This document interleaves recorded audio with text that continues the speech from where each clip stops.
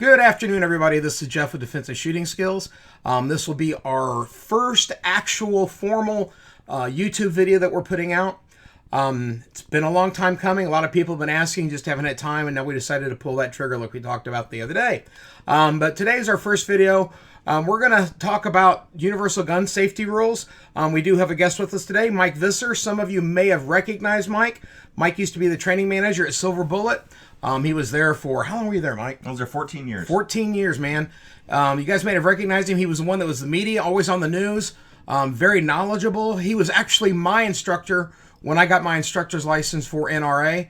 Mike and I first met. I bought a gun from him at Silver Bullet and got to know each other and been friends for about 13, 14 years. About as long as I was at Bullet, yeah. Yeah, so it's been great. Mike's actually one that I've always called up on knowledge.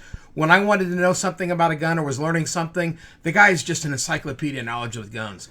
He's been out of it for just over a year, maybe close to 2 years now. About 2 years. Took another job. Can't blame him for that. You know, with this, it's basically every weekend. He was working at the store, working weekends. He's got 2 boys and family and decided he wanted to spend time with them.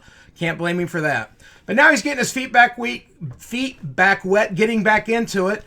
He's actually going to be doing some classes for us. Hopefully, you know, a class every month or every other month. And it would be, because we're welcome to have you, man.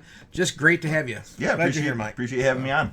So we're going to talk about the universal gun safety rules, why they're so important. It seems that people tend to forget the universal gun safety rules, become complacent. And when you become complacent, as we all know, that's when an accident takes place. So Mike and I are just going to toss things back and forth and go from there. So we're going to have Mike start off here talking about the universal gun safety rules. Yeah, so first off, we always have 4 main rules that always have to be followed with firearm safety. First one is always make sure to treat the gun as if it's loaded and to make sure that it is empty until you are actually ready to fire. So anytime you set the gun down, walk away from it, and you come back to it, next time you pick it up, double check the action to make sure that everything is clear. Unattended guns have a very strange way of loading themselves. So always treat the guns as if they're loaded, so you never point them at anything you don't want to shoot, kill, or destroy at that instant. Absolutely. Yep. I tell people, even if you know you've just uncleared it, you've just emptied it, you know it's empty, you set it down, you walk away. If you come back 30 seconds later, a minute later, always double check it and make sure that's clear. Absolutely. Make sure it's empty. All it takes is one accident. Okay, so next one is also, very high at the list, is never point the gun at anything that you're not willing to shoot, kill, or destroy at that instant. Basically, that means anything you don't want to put a hole in, don't point your gun at it unless you mean to. So what we describe as a safe direction is any direction where somebody doesn't get hurt, property doesn't get destroyed, and that bullet can safely be stopped. So typically people say a safe direction would be down, which can be true, but may not be true all the time. Right, that would depend on the area. Inside of a main business or something like that, straight down might not be the best direction because, what's under the carpet? Usually concrete. Yep. Bullets bounce off of concrete pretty easily, so Absolutely. Straight down in that environment might not be the best direction. Well, or if you even live in a house or an apartment, there's somebody might be below you. Right below you. But let's say you're out at one of my favorite ranges, the South Kent Sportsman's Club down in Dorr, Michigan. Nice soft sandy soil, no rocks or bricks on the ground for the bullet to deflect off of. Mm-hmm. So down at a lowered angle away from your feet might be a perfectly safe direction in that other environment. Absolutely. So again, any direction where that bullet can safely be stopped, somebody doesn't get hurt, and property doesn't get destroyed. A lot of people think up is a safe direction. Up is never a safe direction. What the people don't realize is I was doing some reading on this, and they said the average 9mm in the summertime can travel upwards of a mile in the air. And in the wintertime can actually possibly go even higher because the air is less dense. I don't know if you guys knew about this or not, but actually on New Year's Eve 2020, happened in South Carolina, there was a lady having a party out behind her house. This was just before COVID and everything. She was out there having a party. Somebody somewhere fired off a gun in the air. She's standing there talking to people. Bullet came down, hit her on top of the head, and killed her. It's just that simple. Always keep track. Know where your muzzle is. You may not be able to have it in a safe direction all the time, but always maintain and keep it in the safest direction you possibly can. There's some environments, if you live in an apartment, you have somebody on each side of you, below you. You may not truly ever have a safe direction or the safest direction, but always be aware and try to keep it in the safest direction you can. And with that, not always being able to keep it 100% in a safe direction, I think that's going to lead us into rule number 3, which is going to help prevent other types of accidents. Absolutely. Rule number 3 is always keep your finger off of the trigger until you're ready to shoot. Off of the trigger simply means finger nice and high along the side of the frame, pointed straight ahead. We're not big fans of having the finger down here. Yes, I'm not actually technically touching the trigger. I am outside of the trigger guard, but let's say I get startled and my muscles quickly tense. Oops. So nice and high along the side of the frame is one of my preferred locations. So booger hook off the bang switch until you're ready for a hole. You see that real quick. Another reason we also tell people to keep your finger up on that trigger or up on that frame like this is actually if I have this gun in my hand and I take that gun in my hand, what am I doing? I'm pointing. You know, train that firearm like it's an extension of your hand. Semi-automatics tend to be a little bit more ergonomic. They fit our hand a little bit better. And you might have to, in a defensive situation, you might have to do what's called point shooting, which is actually speed over accuracy. If you have an attacker that's 3, 4, 5, 10 feet, 15 feet away, you may not have time to pull up and aim. You're just going to be looking at that target. You're going to pull up. When you think you're in center mass, your finger goes on that trigger and you squeeze, just like you're pointing that gun. That gun becomes an extension of your finger. So train with that. Do these drills and stuff when you're at the range. You'll watch your accuracy start to climb. It can be very important because training is always number one. Okay, so our next one there, Mike. All right, number 4, our final one is always know your target and what is beyond. You always want to make sure that downrange is safe and unoccupied before you start shooting. It's real easy to tell that sometimes if you're at an official gun club with a range with berms on it. Super easy to see, hey, nobody's at the backstop right now. But let's say that you've got some property up north in Walhalla off US 10, and off in the distance there's 40 acres of state land, and you've got your targets attached to something out in the distance. Now, yes, trees are very effective at stopping certain cartridges.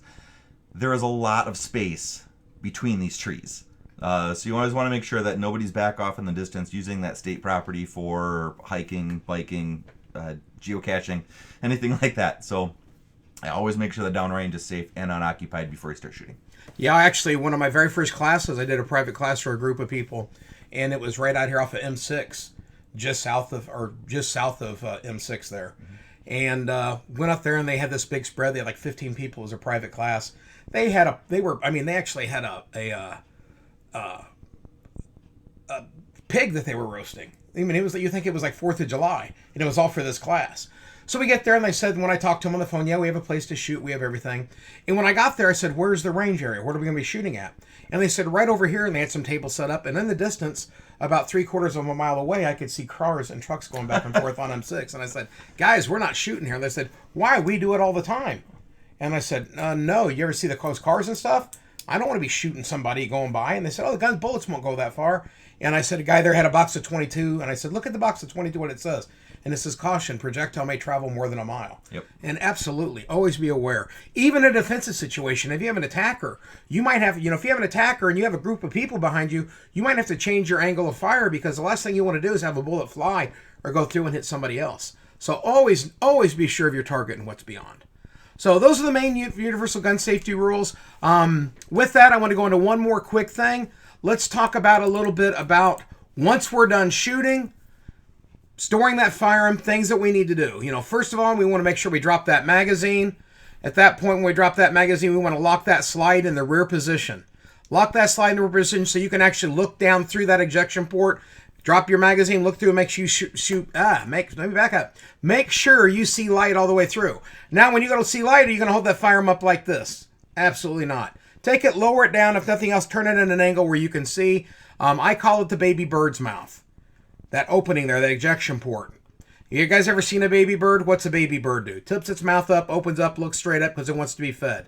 When you look down in that ejection port and where the round goes into the chamber, that should be empty. I consider that the baby bird. Only difference is this baby bird I want to make sure is starving, doesn't have any food. I want to make sure it's wide, nice and easy. Nice and open. A lot of people will tell you to stick your finger in there and make sure. I'm not a big fan of that. Once that slide comes forward one time and takes about half the skin off your finger, you're probably not going to want to do that again. So just look in there, make sure it's clear, make sure the magazine's out, and also when you go to put your firearm away, always make sure that you store it with the slide forward. So anything you want to add, Mike? No, just welcome to the channel, and I look forward to doing a lot more videos with Jeff here. Mm-hmm. and actually getting back into a little bit of the firearm stuff again. Absolutely, man. We're glad to have you. It's an honor, man. This guy here actually the one, he's taught me so much. It's unbelievable. He's a master. What is it with IDPA? IDPA 3-division master, SSP stock service pistol, ESP enhanced service pistol, and CDP custom defense package. That's like the coup de McGraw when it comes to a lot of the competition training or shooting. Guy's just a book of knowledge. Incredible shooter. I remember here a few years ago we went out to South Kent and we're shooting 6-inch little party balloons, and you were shooting them at 100 yards. 100 yards. That was a lot of fun. Took a few shots to get lined up, kind of learn the windage and the pattern and everything and elevation, but man, it was fun. Once you got zeroed in, it was right in and right on there. So guys, thank you. Appreciate you guys. Welcome. Any comments, concerns, feel free to ask us. Anything that you want to know more about or want to hear more about, let us know. I'm hoping to do a couple of videos a week. Mike probably won't be here all the time, but I want to have him as much as I can. Again, the guy's a book of knowledge. If you have a question for me, have a question for Mike, let us know, put it in the comments, and we will get right back with you with those answers. So with that being said, you guys stay safe, God bless, and take care. Thanks, everybody. Jeff here again. It's Saturday night. We're back from going down to the studio where we do our training and everything, or do our classes. I just want to thank Mike Visser for being here today. Man, it's been a pleasure. Mike's been a brother of mine for quite a while, and he's just a book of knowledge. I've learned a lot from him. Looking forward to doing more projects with him, and just always a great asset and good friend. I just also want to say, guys, thank you for bearing with us. This is our first video. Things may be a little rough. We're learning. There's a learning curve here that we're having to go through. But I do ask, guys, bear with us. And if you would, go down there and hit that subscribe button. Also hit on the bell, click all, so you get notified of any new videos. We're looking to do a couple of videos a week. We have another video coming out here that'll be coming out probably on Monday, and that is the dry fire practice, talking about dry fire drills, things of that nature. So welcome, guys. Hopefully before too long we'll have a different background. You guys are in my man cave right now, so you see my stuff, my workbench, or in my radios and all this other good stuff that I like to do. But you guys are welcome. Again, thanks, guys. It's been our honor and our privilege. You guys have a wonderful and blessed weekend. Thank you. Bye-bye.